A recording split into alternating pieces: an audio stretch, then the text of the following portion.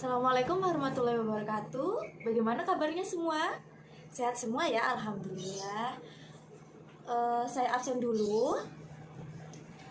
Rizky, Imam, Fuad, Azmi, Dia, Prami nggak masuk ya, sakit. Oke. Dava, dah.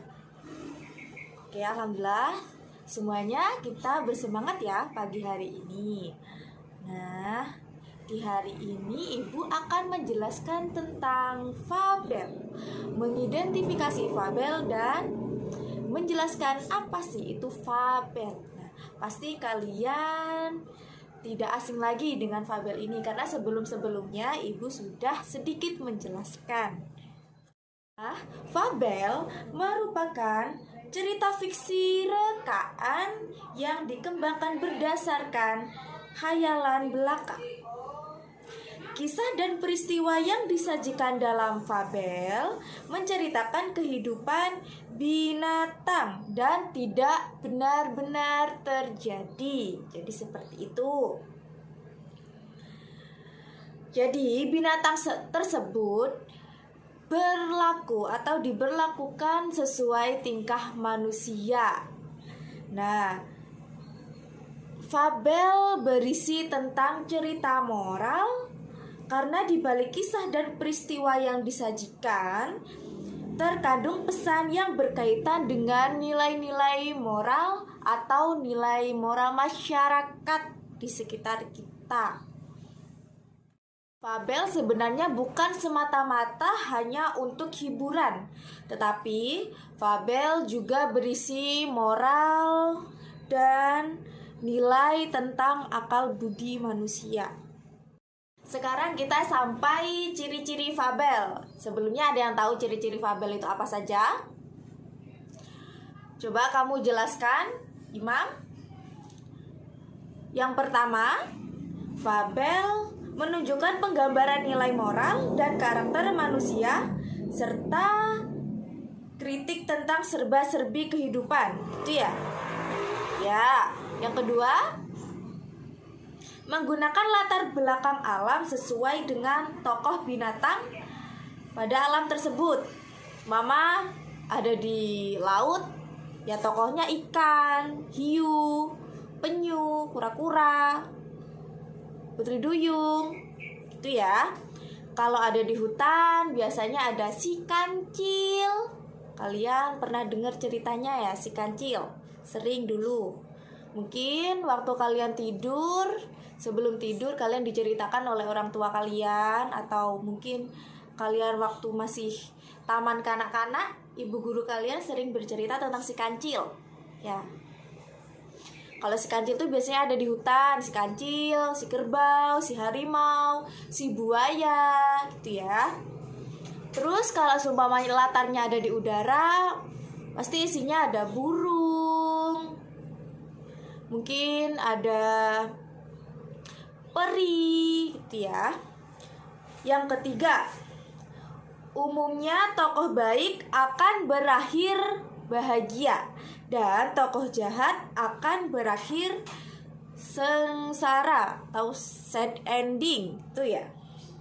Lalu terusnya, siapa yang bisa menjawab lagi? Ya, kamu yang di depan. Lalu pembuka cerita sering menggunakan kata-kata yang menunjukkan kisah masa lalu atau masa lampau, gitu ya. Pada zaman dahulu, tuh, contohnya seperti itu. Oke, lalu teks bersifat fiksi atau rekaan. Kisah dan peristiwa yang disajikan hanya berdasarkan khayalan belaka, seperti yang tadi saya pernah jelaskan. Lalu binatang sebagai tokoh utama yang dapat bertingkah sebagai manusia. Oke, sesuai karakter masing-masing ya. Sekarang jenis-jenis fabel. Fabel itu jenisnya ada 2. Ada yang bisa jelaskan? Boleh kalian buka buku dulu, saya tunggu. Ya, fabel ada fabel klasik dan fabel modern. Kalau fabel klasik merupakan cerita yang telah ada sejak zaman dahulu.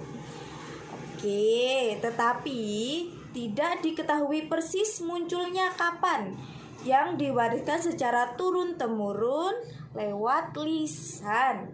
Ciri-ciri fabel klasik yaitu sebagai berikut. Ceritanya pendek, terus temanya sederhana. Ada ciri-ciri lain lagi? Kalian bisa sebutkan? Oke, kental dengan pesan moral. Lalu, sifat hewani masih melekat. Lalu kalau fabel modern itu apa? Fabel modern merupakan cerita yang muncul dalam waktu relatif yang belum lama atau sengaja ditulis pengarang sebagai ekspresi kesastraan, gitu ya. Ciri-cirinya apa, Riko? Riko sebutkan. Ciri-ciri fabel modern, cerita bisa pendek, bisa panjang, tema rumit, gitu. Temanya lebih rumit, seperti itu ya. Cerita bisa pendek, bisa panjang. Kadang-kadang berupa epik atau saga. Karakter setiap tokoh unik bagi fabel modern. Jadi sifat hewani-hewan itu sudah pudar, lebih ke seperti sifat manusia. Jadi sifatnya unik, dibuat unik untuk menghibur anak-anak. Menceritakan fabel atau cerita hewan yang berjudul Sang Kerbau dan Kancil. Coba dengarkan. Di suatu hari, ada si kancil tengah berjalan-jalan santai di pinggiran hutan dengan ceria dan gembira. Tiba-tiba saja ia merasa haus. Kancil pun segera mencari sungai terdekat untuk menghilangkan rasa haus dengan air yang segar. Sesampainya di sana, kancil pun minum.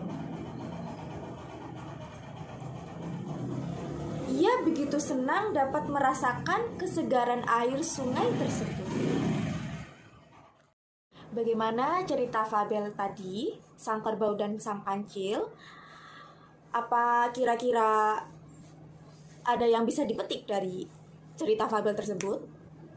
Sebenarnya, cerita Kancil dan Kerbau mengajarkan banyak hal kepada kita. Mengajarkan salah satu yaitu pentingnya berterima kasih dan tahu balas budi pada orang-orang yang menolong kita. Sebaiknya kita tidak meniru sikap kerbau yang agak mengecoh. Dan juga kita tidak perlu meniru sikap buaya yang berniat licik menggigit kaki kerbau dan tidak berbalas budi dengan apa yang dilakukan kerbau kepadanya. Selain itu, kita juga bisa menyontoh sikap baik si kancil yang berpikir cerdik dengan persoalan yang begitu berat. Kancil bertindak sangat pintar dengan pura-pura memihak buaya. Karena itu, ia tahu ia tidak akan menang melawannya pertama kali. Karena buaya, kalian tahu, buaya itu hewan yang sangat buas ya. Selain itu, kita juga perlu mencontoh sikap kancil yang amat bijak. Tadi itu pesan moralnya ya.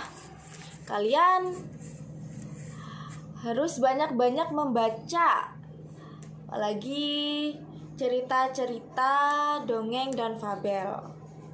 Sekian dari saya. Kurang lebihnya mohon maaf. Dan semangat terus belajar. Wassalamualaikum warahmatullahi wabarakatuh.